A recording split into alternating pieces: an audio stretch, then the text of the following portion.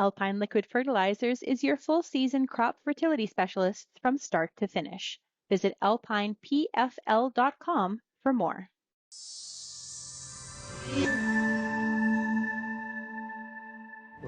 Hi, I'm Amber Bell, and this is Real Agriculture. Here today at the Western Canada Conference on Soil Health and Grazing, and getting the chance to catch up with Dr. Derek MacKenzie of the University of Alberta, talking about some of this work he's been doing recently. So welcome, it's great to see you. Yeah, it's good to see you too, Amber. Good to be here. Okay, so there's been a lot going on, and one of the trials you've been working on, one of many projects that you have going on, is the composting trial. So can you talk a little bit about the composting trial? Yeah. So this project is wrapping up. It's an RDAR funded project that's wrapping up, where we looked at using municipal solid waste compost as an alternative to synthetic fertilizer on 3 different soil types. So we looked at a orthic grey luvasol in the Westlock area, which is a grey wooded soil. We looked at an orthic black chernozem in Wetaskiwin area, which is a black topsoil, and then we looked at a solonetzik black chernozem in Camrose area, which is just a sodium salt affected soil. And we looked at a bunch of different blends of compost. We took municipal solid waste compost from Edmonton and land applied it as an alternate fertilizer. And we looked at blends of compost with things like biochar, gypsum, and wood ash, and compared that to synthetic fertilizer alone and in combination with synthetic fertilizer. And so the compost treatments all represent organic materials diverted from landfills. And biochar is my favorite of those 3 additional amendments to the compost, because it represents that sort of residue of wildfire. So that used to be really prominent in prairie grasslands, would be wildfire. We don't let our soils burn anymore, but that specific type of carbon, I think, is really important for prairie soil function. And so there's lots of reasons to use it. And so that's some of our preliminary results showed that as well. Right, and so you do have preliminary results. We're going to get to that. But why don't we talk a little bit about the landfill compost? Because it does differ a bit from feedlot compost, right? Yeah. So it's basically, the city of Edmonton has source separated organics. And so all of the sort of organic material in households is being diverted curbside and goes off as a separate stream of municipal solid waste. So it's not contaminated with other materials, sort of, household cleaner chemicals or heavy metals or petroleum products or anything like that. So it's a clean source of organic material that's diverted from the landfill and is either processed into compost in the city of Edmonton or is trucked out to sort of satellite composting facilities, like for example Altroot in Westlock, right, to where they produce compost. So they take that city of Edmonton source separated organics and combine that with wood waste or various other sort of brown waste materials to generate compost. So it's different from manure compost or farm-based compost. Right. That's Do you find that there's variability in that? Because I'd imagine what would come... There is, but some of the very preliminary research that we looked at shows, there is some variability, but that there are similar impacts when it's land applied. And so I think that the results that we find for municipal solid waste compact can be translated into farm waste compost as well. But they're not necessarily one for one, but they're going to have similar effects on soil health. That's incredible. And so let's talk a little bit about the scope of the study. What crops have you been trialing? What has the actual trials looked like? So in the first year we did canola on all 3 sites, and so we basically built replicated treatments, the same replicated treatments at all 3 sites, and we grew canola on those sites, and then we did trials in subsequent years. So our findings from year 1 suggested that we just focus on the grey wooded soil. So in year 2 and 3, we just focused on the grey wooded soil in Westlock, and we added Breton plots as a site.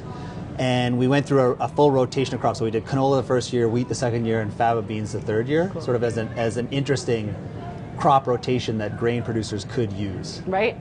And what are the findings? What are you looking at? The findings from the first year are the most interesting so far. And what we found was that the orthic black chernozem, so the black topsoils in Alberta, are probably the gold standard for soil function right now. And they have the highest function, and they have the highest function in terms of microbial activity, carbon sequestration, plant productivity. And so what we found was that it didn't matter if you used synthetic fertilizer or compost alone, you got the same productivity out of the site. But the compost, so the work that we're still working on today, is looking at carbon sequestration and greenhouse gas emissions, and that work is still pending. And I think there's going to be significant differences between synthetic and compost there, but those are pending. And that was in the black topsoils, but in the gray wooded soils, or the orthic gray luvisols, really they had to have synthetic fertilizer. And so if you use synthetic and compost, if you use just compost alone, you didn't achieve the same yield as you did with synthetic fertilizer. But if you use compost plus 50% synthetic, now you got the same yield. And if you use compost plus biochar plus synthetic, not only did you get the same yield, but you also got increasing microbial heterogeneity. And so, and again, the data on the carbon sequestration is still in the works. That's fascinating and really kind of unexpected. Like I would have assumed that, you know, across the soil, you're going to get much the same response. Maybe put it, and okay, I guess that would be my next question is how much are you finding that if you put more on in those gray wooded soils as opposed to the black? Yeah. You know, what's the difference there? Well, I think that the strategy that we're sort of, that the data I think is leading to is that if you use compost and biochar to feed the microbial community in the soil, and use synthetic to make sure that you're maintaining your productivity level, then I think over time, you know, what we're going to look at in the next phase of research is whether or not you can slowly wean off of that synthetic fertilizer more and more. But I think the real sort of finding here is that those gray wooded soils have the potential to function like the black topsoils, but we need to feed the soil more. We need to feed the soil organic matter, because the soil eats organic matter. The soil eats carbon. Right. And by using synthetic fertilizer by itself, we're not feeding the soil, we're only feeding the plant. And so we're breaking that soil-plant microbe continuum. That we're all of the research and all the lectures we're seeing today or many of them are about that soil-plant microbe continuum and how important it is. And synthetic fertilizer just cuts out the microbes completely. Right. And the evidence is clear from the literature that over time, synthetic fertilizer degrades soil function over time. And so I think what we're really trying to do with this research is generate evidence that shows that represents a cultural shift, right. Where we're trying to generate evidence that shows that by feeding the soil, not only are you still maintaining your productivity, but you're also increasing your soil health. And if you can quantify increased soil health, is that going to turn into an incentive at the bank or at the insurance provider for a better rate because you have better soil health? The other thing that's interesting is that I believe that there's a carbon credit market is inevitable in the future. I think we have to have it in order to solve global climate change. I think we have to pay for carbon sequestration. We have to stop emitting and we have to start sequestering. Right. I mean, that's really clear from all the evidence shows that not only do we have to be net zero, we need to be net negative. And we need to be very net negative very soon. And so, paying people to sequester carbon is a practical solution. And so some of the back of the envelope findings that we did with this research suggest that if carbon credit value of $50 per ton of CO2 equivalents would make compost biochar fertilizer management the same cost as synthetic fertilizer management.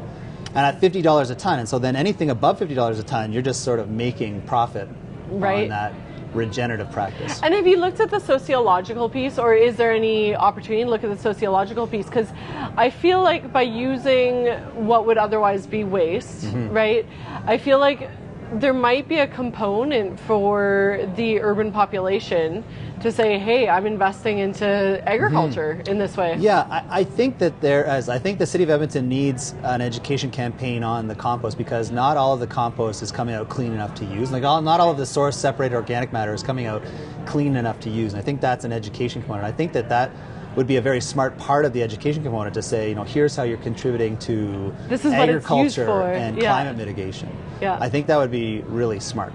That's amazing. Well, I'm excited to see where your research goes in the future. And as always, it was wonderful talking to you. Yeah, thanks. You too. And that was Dr. Derek MacKenzie on Real Agriculture.